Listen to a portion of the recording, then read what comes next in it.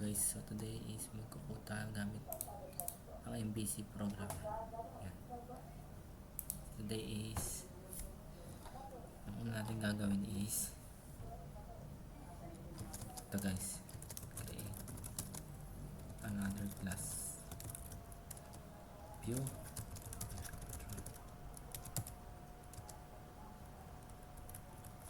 So punta na tayo sa class and new file view class PHP,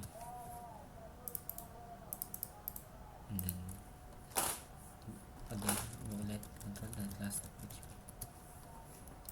So ang una natin gagawin is mag-i-insert tayo ng student gamit ang class na function. So una natin gagawin is gagawa tayo ng routine sa view.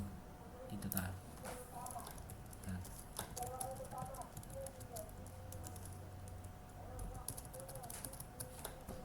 So class view extend model. Yan. So mag-create tayo dito ng function ng pang sa public function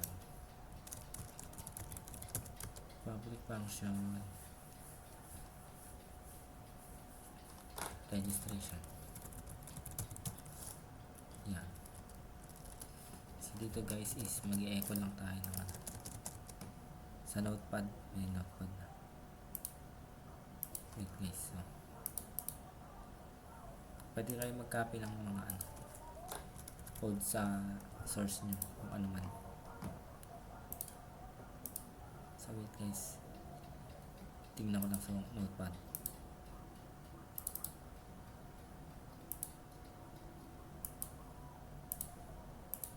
Yan. Yan, kita nyo ba guys sa notepad? Yan, mayroon akong registration dito. Ito. Pwede na kayo kumuha sa mga source nyo, marunong kayo. So X, and then lipat tayo sa yan. Wait guys, tagal eh.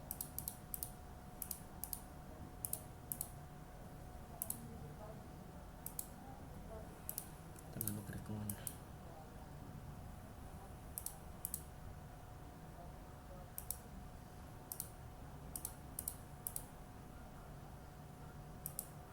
Medyo lalag.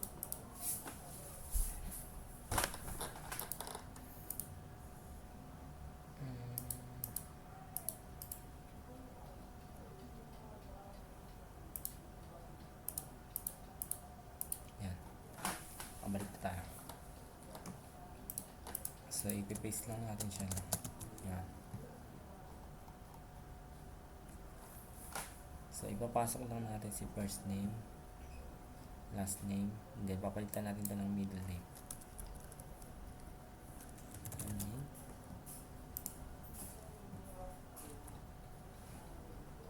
Enter your middle name.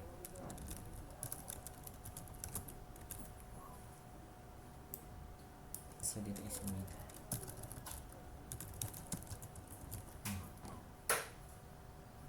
Dito naman is tatanggalin na natin tong username. Yan. So palitan natin siya ng course. Enter your course. Tapos yung name niya is course na. Course. And then ito is gawin natin status. Anbawa na siya guys na. Enter status. And then yung name na mag-hold sa expose niya is status. Yan. Status. Save. For save. So ganitong nangyari guys. Form action niya is kahit dito lang din muna. Okay. Then yung method is post. Yan. Then Ano yung pinaka ano natin. So, tatawagin na natin siya sa index. Yan. Tatanggalin lang natin to. Then, mas nasanay niya sa object na ganito. Hindi ganyan gawin natin. Model. A new view. Yan. And then, obj is execute. And then, registration. Yeah.